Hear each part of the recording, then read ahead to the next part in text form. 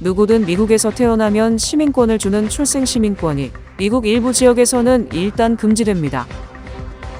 급진좌파로 분류되는 인도계 무슬림이 민주당 뉴욕시장 후보에 당선되자 차라리 급진좌파보다는 에릭 아담스 현 시장이 낫다며 아담스의 인기가 올라가고 있습니다. 2026 북중미 월드컵 본선에 진출한 한국과 미국의 축구 국가대표팀 간의 친선 경기가 오는 9월 6일 뉴저지 스포츠 일러스트레이티드 스타디움에서 열립니다. 메트로폴리탄 교통공사가 당초 예고했던 8월 요금 인상 계획을 철회했습니다. 모두가 누릴 수 있는 권리, 바로 아름다움입니다.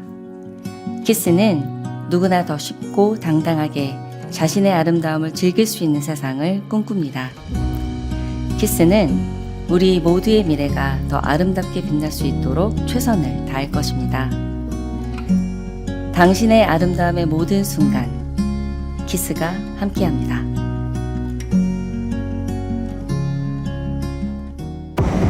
당신의 첫 전기차 고민되시나요?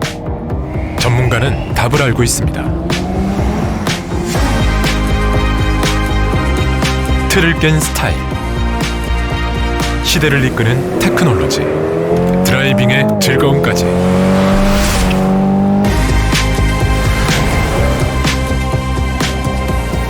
현대, 전기차의 판도를 바꾸다.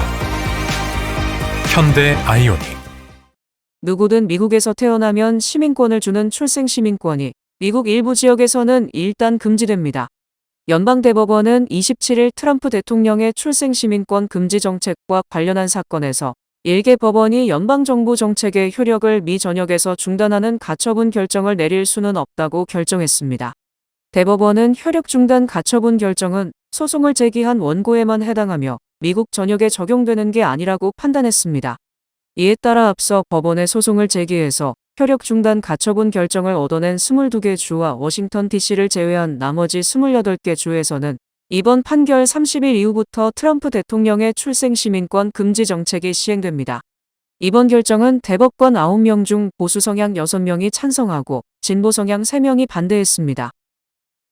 급진좌파로 분류되는 인도계 무슬림이 민주당 뉴욕시장 후보에 당선되자 차라리 급진좌파보다는 에릭 아담스 현 시장이 낫다며 아담스의 인기가 올라가고 있습니다. 뉴욕타임스는 헤지펀드 매니저 데니얼 레브를 포함한 뉴욕 재계 지도자와 정치 브로커들이 민주당 예비선거 다음 날 에릭 아담스 뉴욕시장을 찾아와 비공개 면담을 가졌다고 보도했습니다. 재계 지도자들은 이날 면담에서 급진좌파 조람 맘다니의 돌풍을 멈출 방법과 아담스 현 시장의 재선 성공을 위한 대책 등을 논의한 것으로 알려져 맘다니의 부상이 아담스 시장에게 새로운 기회가 되고 있습니다. 이날 회동에는 베팅 사이트 플리마켓의 세인 코폴란, 항공 모빌리티 회사 블레이드의 로비 젠탈, 부동산 에이전트 마이클 로버, 부동산 개발업자 마이어 오르바우 등이 참석했고 민주당 뉴욕시장 예비선거에 나섰다가 낙선한 히트니 틸슨도 모습을 보였습니다. 틸슨은 지난해 에릭 아담스 시장이 뇌물수수 혐의로 기소됐을 때 뉴욕 주지사가 당장 아담스 시장을 해임해야 한다고 주장했지만 이번에는 급진좌파를 막겠다며 아담스와 손을 맞잡은 것입니다. 33세의 인도계 무슬림 조란 맘다니는 민주적 절차를 통한 사회주의적 이상 실현을 모토로 대중교통시설 무료 제공, 무상보육 등 파격적 정책을 내걸었고 법인세 인상, 연소득 100만 달러 이상의 부유층에 대한 세금 인상 등으로 재원을 마련하겠다고 강조했습니다. 뉴욕 재계 지도자들은 맘다니가 뉴욕시장에 당선된다면 법인세와 부유층 세금 인상으로 자신들이 큰 타격을 받을 수 있다고 판단, 맘다니 저지의 공동전선을 펼치는 것입니다. 특히 트럼프 대통령은 트루스 소셜의 100% 공산주의 미치광이라고 맘다니를 공격했고 민주당 내 일부 인사들도 맘다니 부상이 민주당의 독이 될 것이라고 우려하고 있습니다. 월스트리트저널은 뉴욕인민공화국이라는 제목의 사설을 통해 현재 뉴욕시가 겪고 있는 다양한 문제들은 모두 뉴욕의 민주당 정치인들의 포퓰리즘 정책 때문이라고 지적했습니다. 또 맘다니가 대중교통 무료 제공, 무상보육 등 중산층과 저소득층이 가장 힘들어하는 부분을 파고들었지만 실제로 상황을 개선하지는 못할 것이라고 분석했습니다. 급진좌파인 조람 맘다니가 민주당 뉴욕시장 후보로 선출되자 앤드류 쿠오모 전 뉴욕주지사가 민주당을 탈당하고 무소속으로 출마할 전망입니다. 앤드류 쿠오모 전 뉴욕주지사는 오늘까지 뉴욕시 선거관리위원회에 무소속 출마 포기를 통보하지 않은 것으로 알려졌습니다. 이에 따라 11월 실시되는 본선거 투표용지에 쿠오모의 이름이 오르게 됐습니다. 쿠오모 전 지사가 뉴욕시장 후보 사퇴를 선관위에 통보하지 않음에 따라 11월 뉴욕시장 선거 판세가 또 한 차례 요동치게 됐습니다. 이에 대해 쿠오모 지지자 및 일부 민주당 유권자들은 급진좌파 뉴욕시장을 절대 용납할 수 없다며 쿠오모가 무소속으로 출마해 뉴욕시를 이끌어야 한다고 주장했습니다. 반면 일부 지지자들은 에릭 아담스 현 시장이 출마를 선언한 만큼 아담스를 당선시키는 데 힘을 모아야 하며 아담스 당선에 방해가 되지 않도록 쿠오모 전 지사는 오늘 중 후보 사퇴 선언을 해야 한다고 강조하기도 했습니다. 즉 맘다니 반대파들이 맘다니 저지를 위한 대안으로 아담스냐 쿠오모냐를 두고 대치하고 있는 상황이며 쿠오모 전 지사가 무소속 출마를 선언하면 맘다니 반대파의 표가 분산돼서 맘다니가 어부지리를 얻을 수 있는 상황이 됩니다. 이른바 3자 필패론으로 맘다니 대 맘다니 반대 후보의 양자 대결에서는 맘다니 반대 후보 승리 가능성이 있지만 맘다니 대 맘다니 반대 후보 2명이 출마하는 3자 구도에서는 맘다니 반대 후보 측이 반드시 질 수밖에 없는 정치 지형이 형성됩니다. 이 같은 상황에서 쿠오모 전 지사는 지난 25일 선거 다음 날 CBS와의 인터뷰에서 뉴욕시 인구는 800만 명이며 이 중 유권자는 500만 명에 달한다. 하지만 민주당 예비선거에 투표한 사람은 100만 명에 불과하다. 따라서 예비선거 결과가 뉴요커 전체 의사를 대변하는 것은 아니다라며 실제 수치를 보고 싶다고 주장, 무소속 출마 가능성을 내비쳤습니다. 2026 북중미 월드컵 본선에 진출한 한국과 미국의 축구 국가대표팀 간의 친선 경기가 오는 9월 6일 뉴저지 스포츠 일러스트레이티드 스타디움에서 열릴 예정인 가운데 이날 뉴욕 뉴저지 한인들이 참여하는 대규모 합동응원전이 펼쳐집니다. 2026년 피파 월드컵 뉴욕 뉴저지 한인위원회는 한국 월드컵 축구 대표팀의 선전을 기원하며 관중석에서 합동응원전을 벌일 계획이라면서 한인 축구 동호인들의 적극적인 동참을 바란다고 당부했습니다. 지난 3월 발족된 2026년 피파 월드컵 뉴욕 뉴저지 한인위원회는 미국에서 치러지는 월드컵을 통해 한인들 간의 결속력을 다지고 한인 커뮤니티의 활력을 불어넣자는 목표로 활발한 활동을 펼치고 있습니다. 2026년 월드컵 그 활동을 경기를 통해서 특히 뉴저지에서 8게임을 하고 파이널을 하고 그 다음에 필라델피아에서 7게임을 하는데 그걸 통해서 저희들이 어떻게 하면 이 뉴욕 뉴저지의 한인들을 결속시키고 더 활성화시키는 그런 일에 집중하고자 합니다. 위원회는 이번 친선 경기에 앞서 사전에 티켓 1,500장을 구입해 일반 판매 가격보다 할인된 가격으로 판매해왔습니다.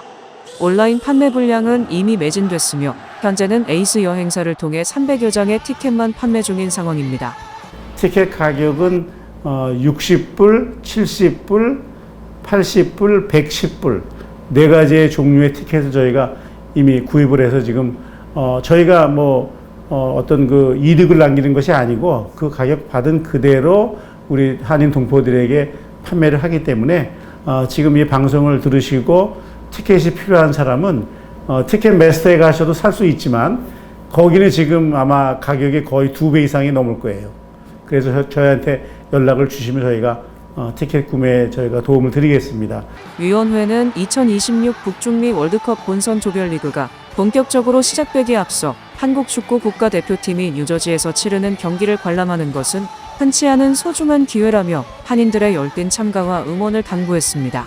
그래서 2002년도에 했던 그런 응원의 그 분위기를 다시 한번 우리가 만들어내자라고 해서 지금 열심히 지금 계획을 갖고 있고 하여튼 응원을 비롯해서 동포 여러분들이 진짜 다 함께 편하게 진짜 경기장도 찾아갈 수 있고 만약에 그렇지 못한 상황이면 우리가 동포 합동 응원전을 펼칠 수 있는 그런 장소, 시스템 그런 준비를 빈틈없이 지금 준비하고 계획을 세우고 있으니까 기대 많이 하셔도 좋을 것 같습니다.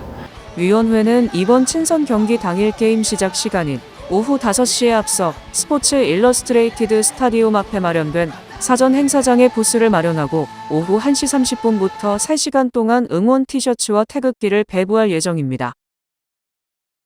메트로폴리탄 교통공사가 당초 예고했던 8월 요금 인상 계획을 철회했습니다. 제노 리버 메트로폴리탄 교통공사 회장 겸 최고 경영자는 25일 이사회에서 전철 및 버스 요금 인상을 위한 투표가 예정대로 올 여름에 진행되지 않을 것이라고 밝혔습니다. 요금 인상을 하려면 공청회와 이사회 승인이 필요한데 시기적으로 8월까지 이를 모두 진행하기엔 빠듯하다고 설명했습니다. 리버 회장은 공청회 절차를 곧 시작할 것이며 이에 따라 메트로폴리탄 교통공사 요금 인상은 올해 말쯤에 진행될 것으로 보인다고 덧붙였습니다. 당초 MTA는 지난해 말 대중교통 요금 4% 인상을 포함한 2025년 예산안을 승인했습니다.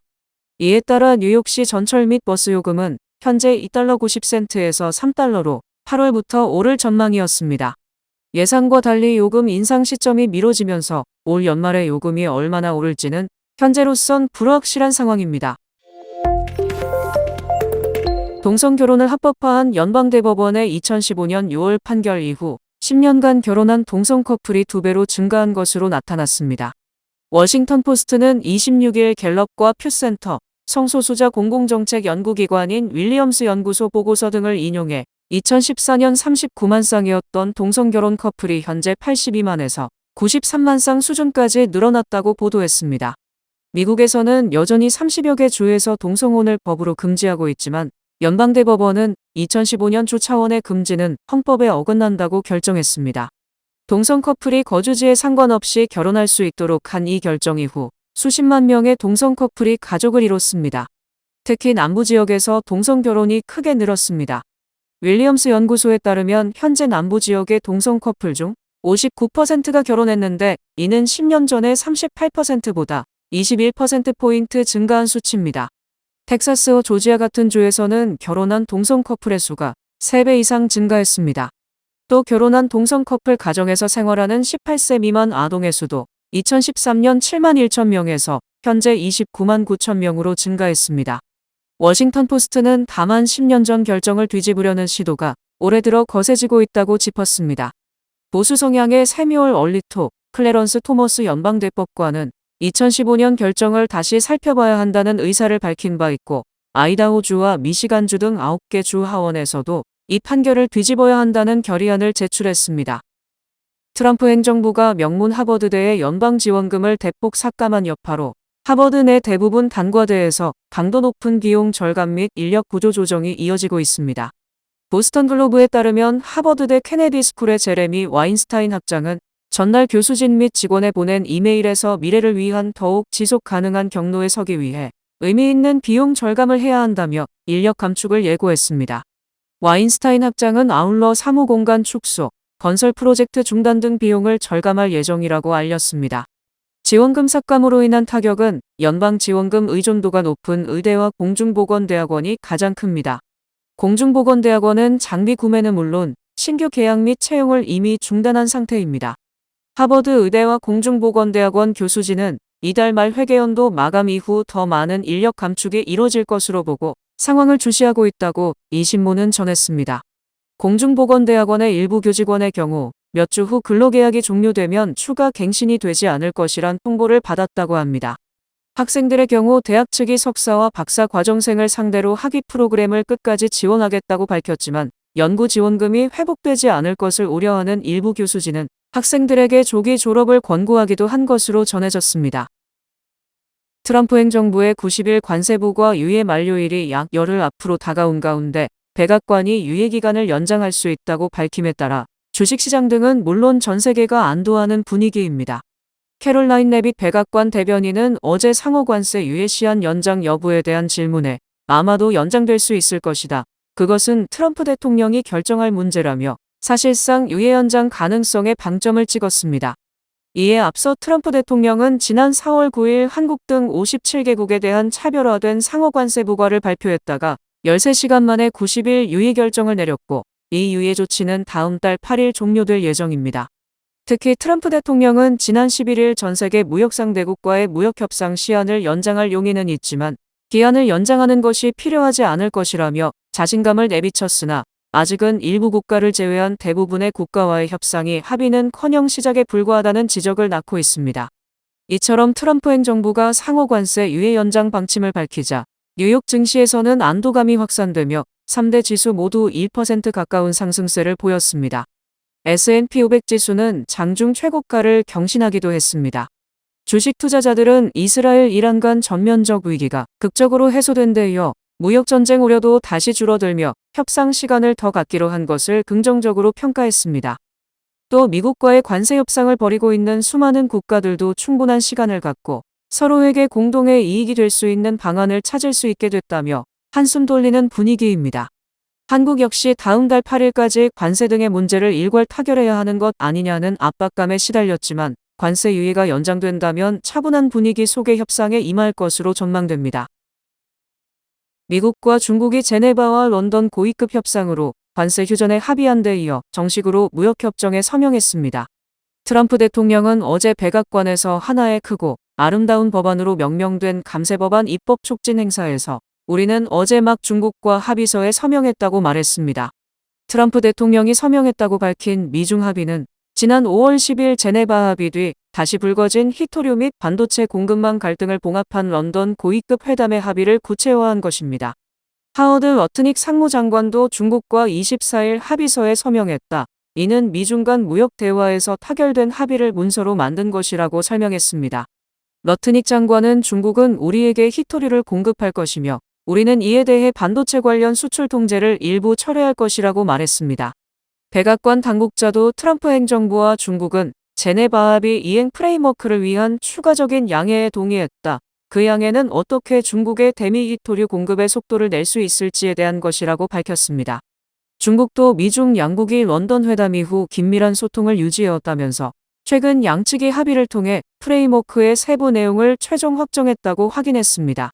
중국 상무부는 중국은 법에 따라 조건을 충족하는 통제 품목의 수출 신청을 승인할 것이며 미국도 이에 따라 중국에 취한 일련의 제한 조치를 취소할 것이라고 설명했습니다.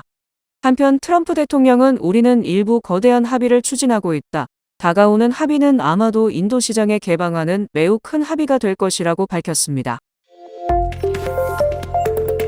트럼프 대통령의 차남이 트럼프 가문에서 또 다른 정치인이 탄생할 수 있다며 누군가 대통령에 도전할 수 있음을 시사했습니다.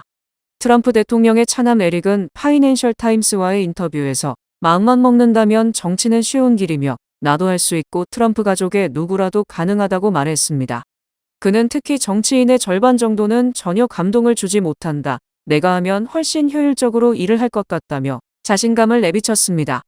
다만 문제는 다시 가족을 정치판으로 끌어들이는 것이 괜찮은가 하는 것이다. 지난 10년간 내가 겪었던 것을 자식들이 똑같이 겪어도 괜찮다고 생각한다면 정계 진출은 어렵지 않다고 덧붙였습니다.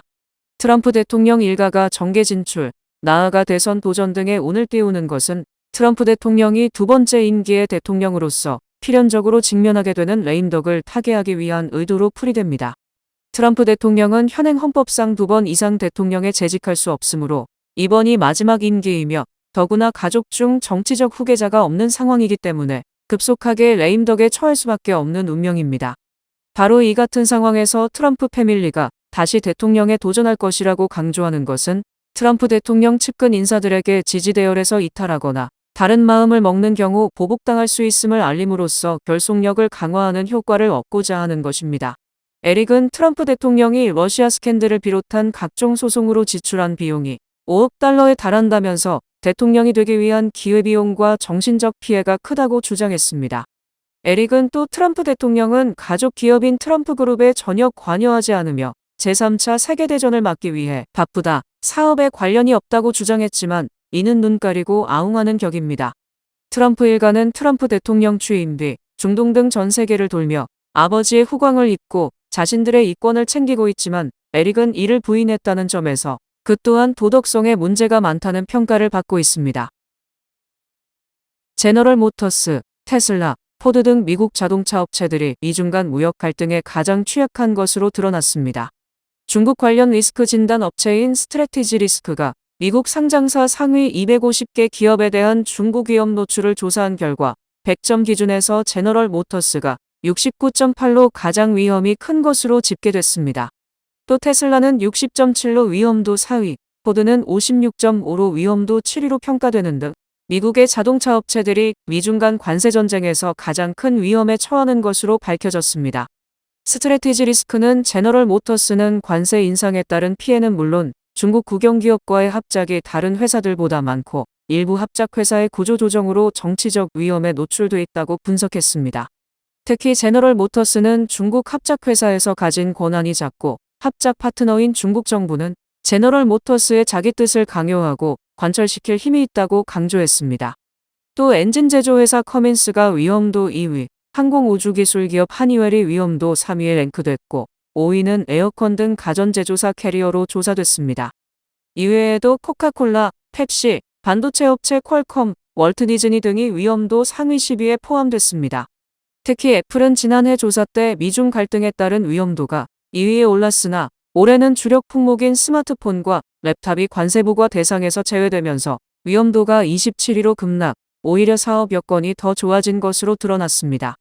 또 빅테크 기업인 마이크로소프트는 29위, 엔비디아는 85위, 메타는 94위 등으로 다른 기업보다는 위험도가 낮은 것으로 나타났습니다.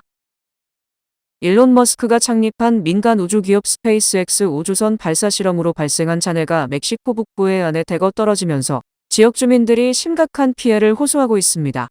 클라우디아 셰인바움 멕시코 대통령은 25일 기자회견에서 미국에서 날아온 특수 폐기물이 멕시코 타마울리파스주에 떨어져 일부 지역을 오염시켰다는 보고를 받았다며 국제법에 따라 스페이스X를 상대로 제소하는 방안을 검토 중이라고 밝혔습니다.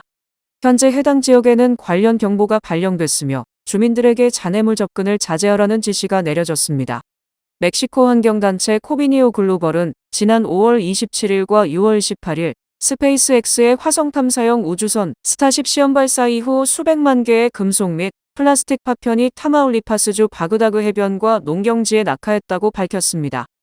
일부 잔해 중에는 2톤이 넘는 연료 탱크 12개도 포함됐으며 일부 부품에는 스페이스X 소유를 증명하는 라벨도 붙어 있었습니다. 전문가들은 이 잔해가 멸종위기종인 바다거북 등 해양 생태계에 치명적일 수 있다고 경고했습니다. 게다가 우주선 발사 당시의 소음과 진동으로 인근 주민들은 일상적인 생활에도 큰 불편을 겪고 있었습니다. 현재 멕시코 환경당국은 현장 조사를 진행 중이며 미국 연방항공청은 이 같은 문제에도 불구하고 스페이스X의 발사 횟수 제한을 연간 5회에서 25회로 확대 승인했다는 점에서 논란은 더욱 커질 전망입니다. 2020년 오스카상을 수상한 봉준호 감독의 영화 기생충이 뉴욕타임스가 27일 공개한 21세기 최고의 영화 100편에서 1위에 뽑혔습니다.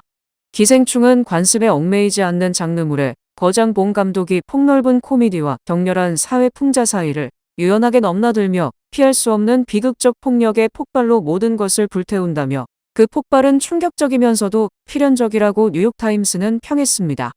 이어 가진 자와 못 가진 자에 대한 이야기, 그리고 신자유주의의 참혹함에 대한 맹렬한 비판, 봉 감독의 유쾌하면서도 기괴하고 불안한 충격적인 이 영화는 가난한 가족이 부유한 가정으로 변하는 이야기를 담았다고 밝혔습니다.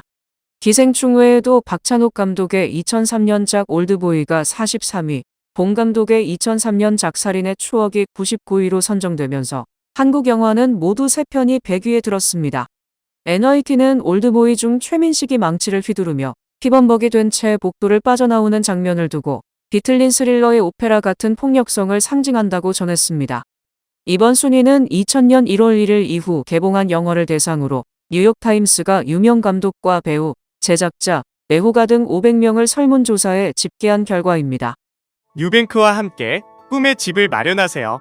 빠른 승인, 맞춤형 서비스, 전문가 상담, 지역 전문성, 경쟁력 있는 이자율. 뉴뱅크가 주택 소유를 쉽고 간편하게 모든 단계에서 도움을 드립니다. 지금 바로 가까운 뉴뱅크 지점을 방문해서 홈모기지 대출 상품에 대해 문의하세요. 뉴뱅크 제공입니다.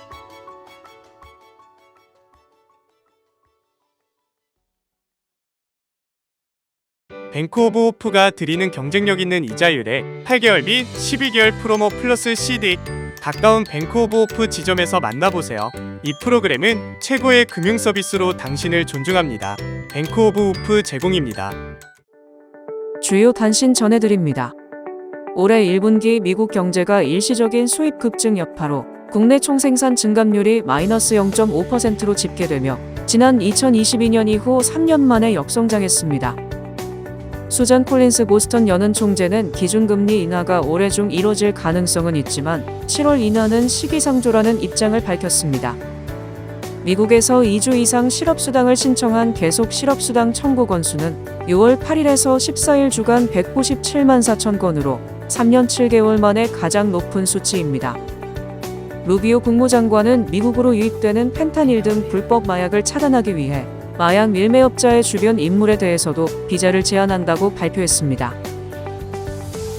독일은행 도이체뱅크가 진행한 세계 물가지도 2025 조사에서 서울이 세계 34위에 해당하는 삶의 질 수준을 기록했으며 아파트값은 세계에서 네 번째로 비쌌습니다.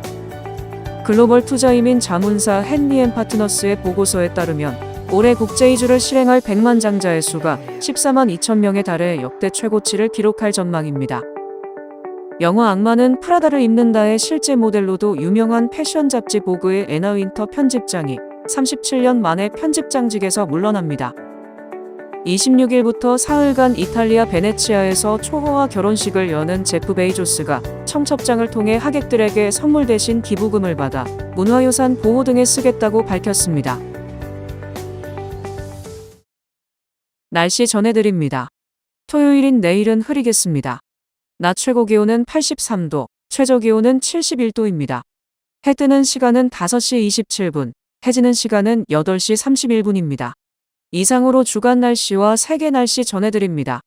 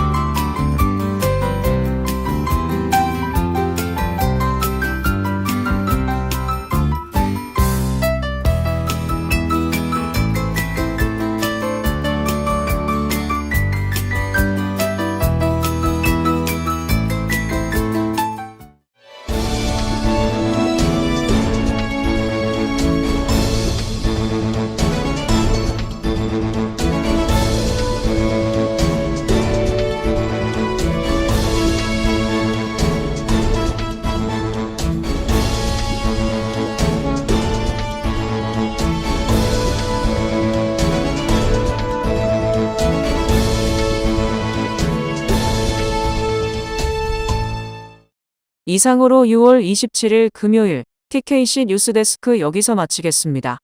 시청해주신 여러분 고맙습니다.